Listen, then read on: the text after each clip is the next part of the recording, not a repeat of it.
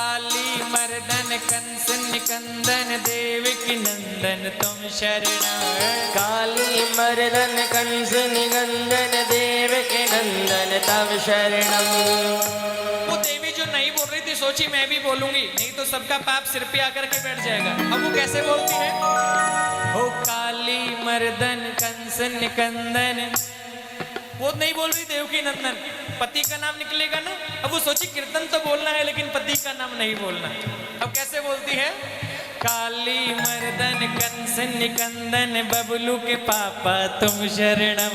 काली मर्दन कंस निकंदन साहिल के पापा तुम शरणम। काली, अरे तुम मत बोलो बबलू के पापा, तुम तो देवकी नंदन बोलो ना। हो काली मर्दन कंस निकंदन, हो काली मर्दन कंस निकंदन। अरे भगवान का नाम कैसे भी निकले वो कल्याण करेगा। तो कहने का मतलब है जब भी कीर्तन हो कीर्तन जरूर बोलना, हाथों से ताली बजाना, उल्टी रेखा ठीक हो जाती है महाराज। अब कहते हैं नारद जी वहां से लौट करके आ गए, भक्ति के दुख को दूर कर ना पाए, रास्ते में मिल गए 2 नहीं 4 संत, जिनका नाम है सनक सनंदन सनातन सनत कुमार। चारों ऋषियों ने नारद जी से पूछा, नारद जी बड़े दुखी दिखाई दे रहे हैं आप। अरे दुखी काहे को हो रहे हैं, क्या हुआ? नारद जी कहते हैं महाराज मैं इस पृथ्वी लोक पर आया बड़ा उत्तम जान करके, लेकिन देखा चारों तरफ अधर्म का बोलबाला है। संतों का, गुरुजनों का, ब्राह्मणों का, अपने माता पिता का भी घरों में अपमान होने लगा है। ये कलयुग के कारण बुरा हाल है महाराज। और मैंने देखा जाकर के यमुना किनारे भक्ति महारानी अपने पुत्र ज्ञान वैराग्य को गोद में रख करके बूढ़े होकर के पड़े हैं, बड़ी दुखी हो रही है। उनका दुख दूर कैसे हुआ आप मुझे बताइए। अरे मैंने वेद पुराण उपनिषद गीता का पाठ किया, लेकिन जितनी देर पाठ किया वो जगे, लेकिन जैसे ही पाठ को विराम किया दोबारा सुस्त होकर के पड़ गए। ऐसा क्या उपाय है कि उनका दुख दूर हो जाए, आप हमें बताइए। ये कहकर के सनकादि ऋषि कहने लगे, हे नारद जी यदि भक्ति महारानी के दुख को दूर करना है तो केवल एक उपाय है। क्या? कि श्रीमद् भागवतान्मुक्ति सप्ताहं वाचनम गुरु। हे महाराज भागवत का पाठ करें, क्योंकि सत्कर्म सूचको नूनम ज्ञान यज्ञ स्मृतो बुधई। ये भागवत से उनका दुख दूर होगा।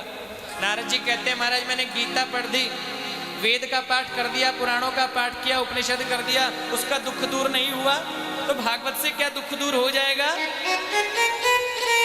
ये सुनकर के सनकादि जी महाराज कहने लगे, हे नारद जी ये भागवत आपको मालूम है क्या है?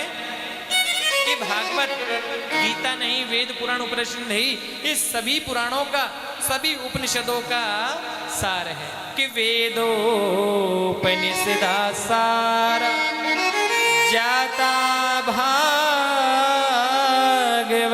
कथा। वेदोपनिषदा सारा जाता भागवती कथा। हे नारद जी ये भागवत वेद पुराण उपनिषद सभी का सार है। जैसे आपको आरती करनी है, बत्ती बनानी है, घी चाहिए। अब आप सोचो भाई घी कहाँ से आता है? घी तो दही से मिलता है। दही कैसे बनता है? अरे दही तो दूध से बनता है। अब दूध से दही बना, दही से मक्खन बना, मक्खन से घी निकला और घी से आरती कर पा रहे हैं। अब आप सोचो बोले दूध की क्या जरूरत, दही की क्या जरूरत, मक्खन की क्या जरूरत? बोले दूध से ही आरती कर लो। तो दूध से आरती होगी? नहीं होगी। जो काम वेद नहीं कर पाया, पुराण नहीं कर पाया, उपनिषद नहीं कर पाया, वो उसका सार कर देगा। महाराज आरती करनी है तो दूध का दही बनाना पड़ेगा, दही का मक्खन निकालना पड़ेगा, मक्खन को गर्म करेंगे तो घी निकलेगा, उससे आरती होगी। तो लिखा ये वेद पुराण उपनिषदों का सार है भागवत कथा। ये भागवत कथा करेंगे उनका दुख दूर हो जाएगा। नारद जी कहते हैं महाराज ये तो बात ठीक है, लेकिन मैं भी ठहरा फक्कड़ और आप भी ठहरे फक्कड़। बोले क्या मतलब? बोले आप भी ठहरे महात्मा, मैं भी ठहरा महात्मा। अब ये भागवत कथा कराई कहाँ जाए? और मैं चाहता हूं आपके मुंह से हो जाए। बोले क्या मतलब? वो बोले अब ये सब व्यवस्था कैसे हो, कैसे पंडाल बने, कैसे सब व्यवस्था की जाए। अब वो भक्ति महारानी बैठी हैं वृंदावन में, आप बैठे हैं बद्रीनाथ में। अब आपको वृंदावन चलना होगा कथा करने के लिए, कैसे होगा? सनकादि ऋषि कहते हैं, बोले भक्ति महारानी को बोले हरिद्वार आ जाएं, और हम भी हरिद्वार चलते हैं। और बद्रीनाथ और वृंदावन के बीच की जो जगह है वो है हरिद्वार।